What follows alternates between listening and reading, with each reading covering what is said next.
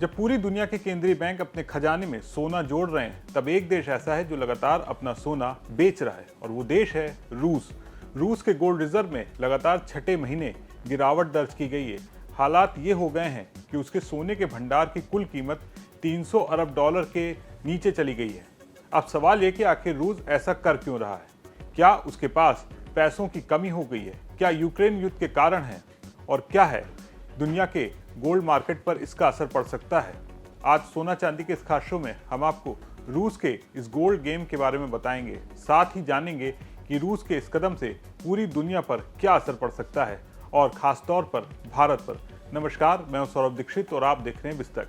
रूस के बारे में जानने से पहले भारत में आज सोने चांदी की कीमतों पर एक नजर डाल लेते हैं। 10 जुलाई की दोपहर करीब 12:30 बजे मल्टी कम्युनिटी एक्सचेंज यानी MCX पर 5 अगस्त 2026 की डिलीवरी वाला सोना करीब 795 रुपए की गिरावट के साथ 1,44,505 रुपए प्रति 10 ग्राम पर ट्रेड कर रहा था। वहीं 4 सितंबर 2026 की डिलीवरी वाली चांदी करीब 2900 रुपए से ज्यादा की गिरावट के साथ 2,23,453 रुपए प्रति किलो पर ट्रेड कर रही थी। अब बात करते हैं रूस की। रूस के केंद्रीय बैंक यानी सेंट्रल बैंक ऑफ रशिया के ताजा आंकड़ों के मुताबिक जून के महीने के आखिर तक रूस के गोल्ड रिजर्व की कुल कीमत घटकर 298.99 अरब डॉलर रह गई। यानी पहली बार यह आंकड़ा 300 अरब डॉलर के नीचे पहुंच गया है। सिर्फ सोना ही नहीं, रूस के कुल विदेशी मुद्रा और रिजर्व एसेट में भी गिरावट दर्ज की गई है।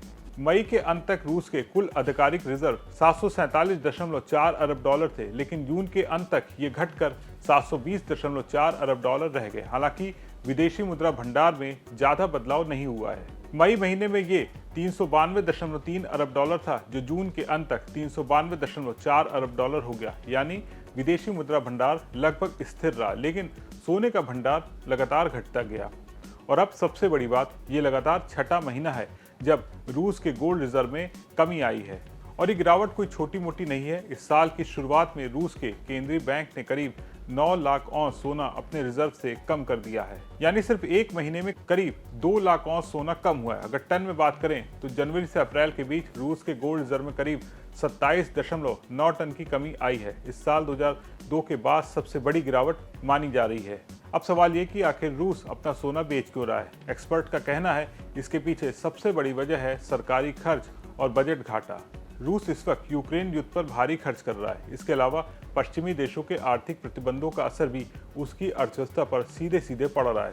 विश्लेषकों के मुताबिक मार्च के आखिर तक रूस का बजट घाटा करीब 4.6 ट्रिलियन रूबल तक पहुंच गया था। अगर केंद्रीय बैंक मदद नहीं करता तो ये घाटा 5 ट्रिलियन रूबल से भी ज्यादा हो सकता था। यानी सरकार खर्च पूरे करने के लिए सोना बेच रही है। तो अब जरा इतिहास भी समझ लेते हैं। साल 2002 से साल 2025 तक रूस दुनिया के सबसे बड़े गोल्ड खरीदारी देशों में शामिल था। इन 24 वर्षों में उसने 1900 टन से ज्यादा सोना खरीदा, और साल 2008 से 2012 के बीच रूस ने करीब 500 टन सोना खरीदा, और 2014 से 2019 के बीच तो उसने 1200 टन सोना अपने रिजर्व में जोड़ लिया।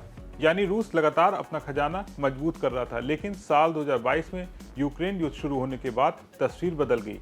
अब रूस खरीदने के बजाय सोना बेच रहा है। हालांकि रूस अभी भी दुनिया का दूसरा सबसे बड़ा सोना उत्पादक देश है। हर साल वहां पर 300 टन से ज्यादा सोने का उत्पादन होता है। रूस के बाद पहले नंबर पर चीन है। दिलचस्प बात यह है कि रूस के अंदर सोने की मांग तेजी से बढ़ती जा रही है।